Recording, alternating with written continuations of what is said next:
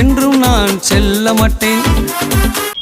கிறிஸ்துவுக்குள் பிரியமானவர்களே, My beloved friends in Christ, மிகுந்த மகிழ்ச்சியோடு இருப்பீர்கள் என்று நான் நம்புகிறேன். I believe that you are all very happy.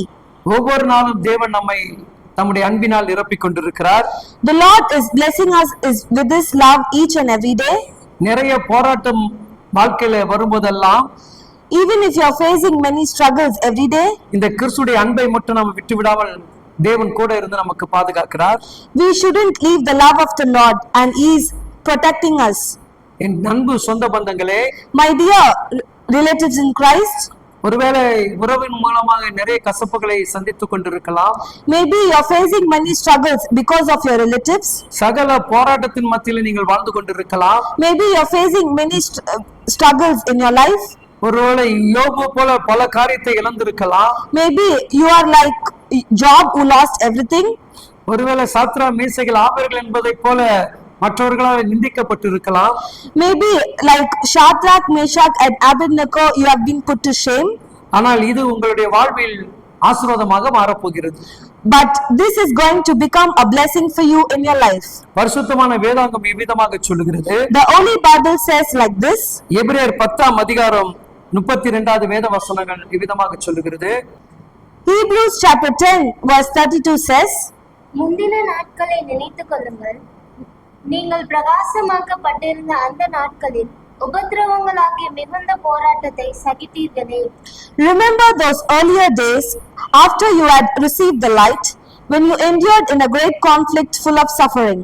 கவனிச்சு பாருங்க. Listen carefully. பிரகாசமுள்ள ஒரு வாழ்க்கை, Very glorious life, மனமகிழ்ச்சியான ஒரு வாழ்க்கை, very happiest life. மிகுந்த மகிழ்ச்சியும் சந்தோஷமாக நிறைந்த நாட்கள். The days was filled with very happiness. அவ்வளவு பெரிய ஒரு மாற்றங்களை தேவன் நமக்கு கொடுத்தார். He has given many changes like that. இந்த நாட்கள் ஏன் இந்த உபத்திரம் நமக்கு வந்தது?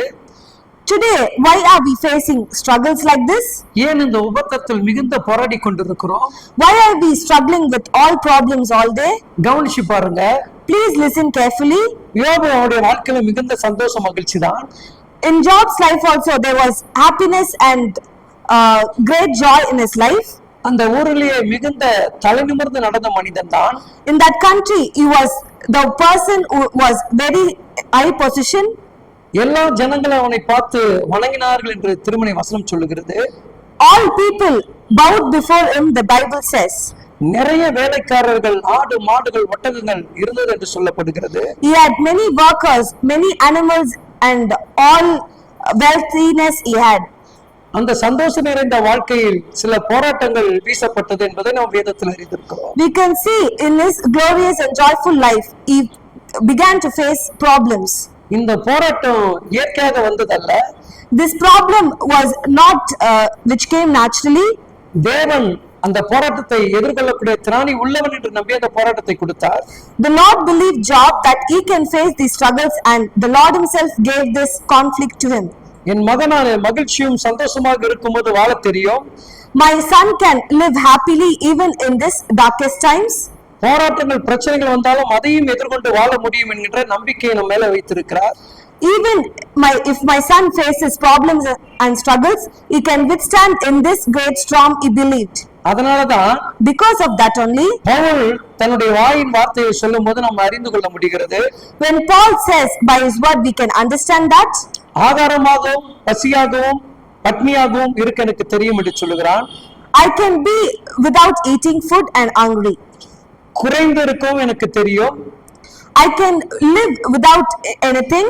அப்ப அவன் சொல்லக்கூடிய வார்த்தைகளை நீங்கள் புரிந்து கொள்ள வேண்டும். We should listen carefully what he says by his words. இந்த போராட்டம் மிகப்பெரிய போராட்டம் எதற்காக கர்த்தர் நமக்கு வைத்திருக்கிறார்? Why the Lord is giving these great struggles in our life? இல்ல இப்பதான் வாழ்க்கை சுமூத்தா போய்க்கொண்டே இருந்தது, ஏன் இப்படி திடீர்னு ஒரு மாற்றம் வந்தது? Our life was going very smoothly. Why do we face these kind of problems? We can wonder. சிந்தித்து கொண்டிருக்கிறாய் என் மகனே மகளே? Are you thinking like this, my dear son and daughter? ஒருவேளை யோபு அப்படி சிந்தித்திருக்கலாமா? Maybe Job also can think like that. ஆனா தேவன் அவனுக்கு கொடுத்த மகிமை நீங்கள் அறிந்தீங்களா? But when you see Job, what God gave him the courage to face this. இன்னும் அதிகமாக இரட்டிப்பாக ஆசீர்வதிக்க விரும்பினார்.